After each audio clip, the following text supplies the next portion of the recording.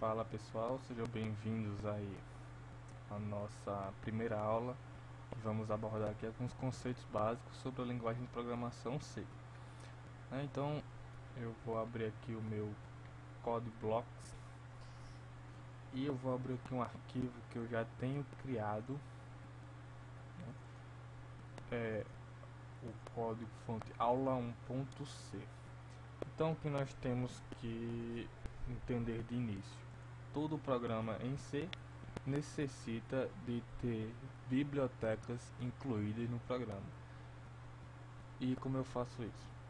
Eu uso na diretiva aqui include, e através de include eu incluo uma biblioteca no meu programa. Mas para que serve uma biblioteca? Bibliotecas contêm funções que vamos utilizar. Por exemplo, essa função aqui de printf vai imprimir na tela alô mundo. Então, vou colocar aqui alô mundo, tirar isso aqui, vai colocar alô mundo na tela. Pois bem, printf é uma função que está dentro da stdio.h. Ou seja, se eu comentar aqui esse include, então vamos deletar aqui, certo? Deletei. Eu vou receber aqui um erro dizendo que printf não foi declarado nesse escopo. Por quê? Porque eu não tenho printf dentro do meu programa.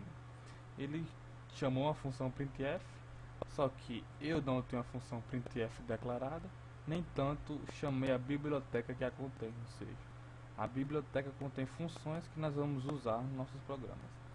A stdlib contém funções, se não me engano, de conversão de valores, também função egit, se eu não me engano, pertence a stdlib.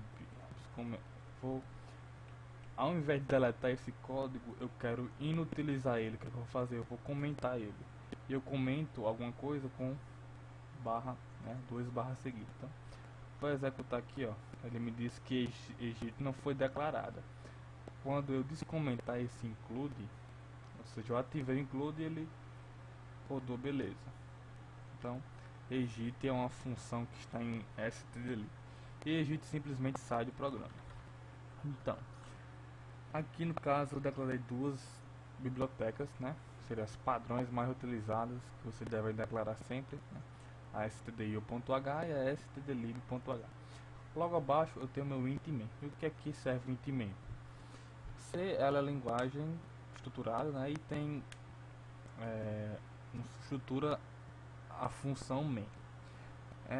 Nós vamos estudar que são funções mais na frente, mas vocês têm que entender que main nada mais é do que uma função do tipo inteiro, que retorna um inteiro. Nós vamos ver por que retorna um inteiro daqui a pouco nessa videoaula ainda. Então main vai ser sempre a primeira função a ser declarada.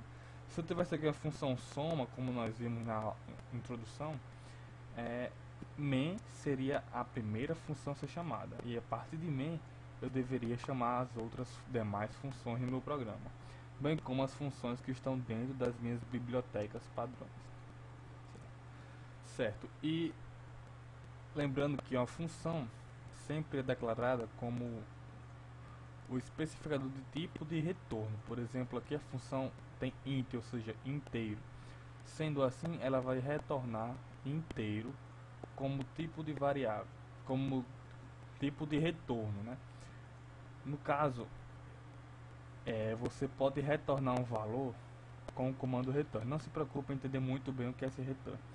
Mas fazendo isso aqui que eu fiz, colocando return 0 no final do main, supondo que aqui teria todo o seu programa, código de programa, aqui executou todo o seu programa, aí no final tem um return 0. O que é esse return 0? É o código que ele retorna para o sistema operacional, ou seja, se você retornou 0, quer dizer que foi tudo bem executado e bem sucedido. Então, você pode optar por não colocar return 0, ou se quiser colocar, não tem nenhum problema. Então, vamos continuar aqui na nossa videoaula. O printf serve para você imprimir valores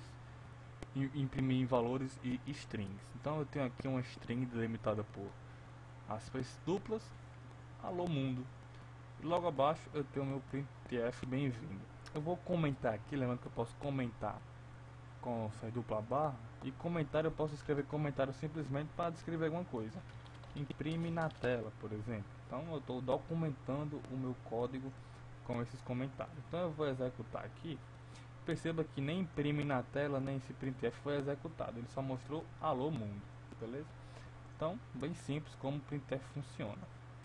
Agora eu vou imprimir esse segundo printf aqui, esse bem-vindo. Então, vocês percebam que está um do lado do outro.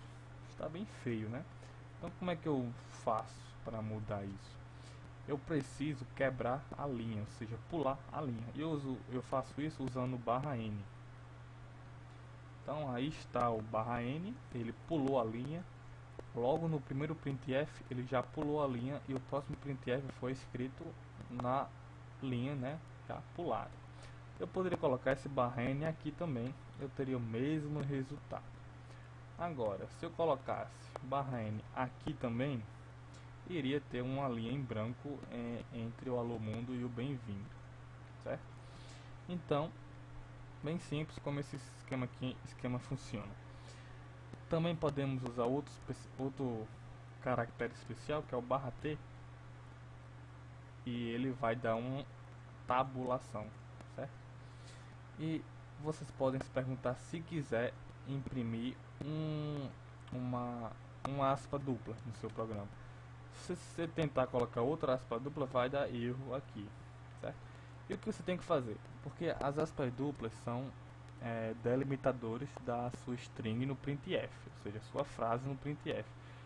Você tem que fazer, né, o que chamamos de escapar um caractere. Por exemplo, se eu colocar aqui um barra, eu estou escapando esse aspa dupla, ou seja, a aspa dupla originalmente ela tem uma função. Quando eu borro barra, eu tiro essa função e deixo o caractere normal. Então eu vou colocar aqui um aspa aqui também e tenho que escapar também, certo?